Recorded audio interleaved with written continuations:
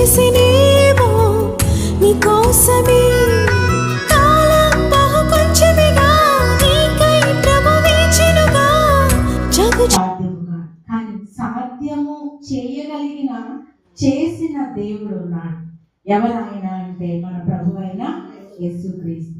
ఆయన దేవుని కుమారుడై ఉండి దేవునితో కూడా విడిచిపెట్టకూడని భాగ్యమని ఎంచుకోనలేదు, కానీ మనుషుల పోలికగా పుట్టి దాసుని స్వరూపమును ధరించుకొని తను తానే రిక్తినిగా చేసుకున్నాడు. ఎందుకో తెలుసా? ఆయన పరలోకంలో ఒక బహుమానం ఉందని గుర్తుంచుకొని.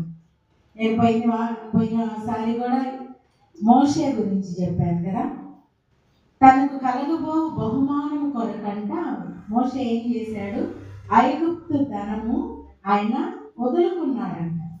ఫరో యొక్క కుమార్తె యొక్క కుమారుడని అనిపించుకోవడానికి ఆయన ఇష్టపడలేదంట. దాన్ని సమస్తాన్ని ఇది గొప్ప భాగ్యమే అయినప్పటికీ ఇది నాకు వద్దు అనుకున్నాడు. ఎందుకు? తర్వాత కలుగబో బహుమానం చాలా గొప్పది.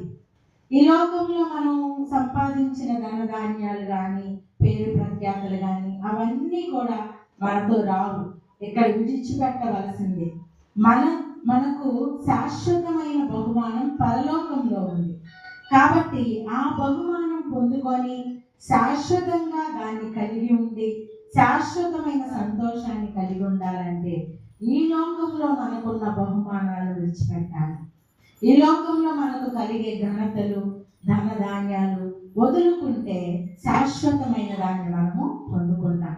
కాబట్టి మన ప్రభు అయిన యేసుక్రీస్తు మనకు ఒక మాదిరి చూపించాడు. ఏంటంటే క్రీస్తు యేసునకు కలిగిన ఈ మనస్సు మీరును కలిగి ఉండండి. ఏంటా మనస్సు? ఏం కలిగి ఉన్నాడు ఆయన? ఆయనకి ఏ మనస్సు ఉంది అంటే ఆయన తన తండ్రితో కూడా ఉండుట విడిచిపెట్టకూడని భాగ్యమని ఎంచుకోలేదు.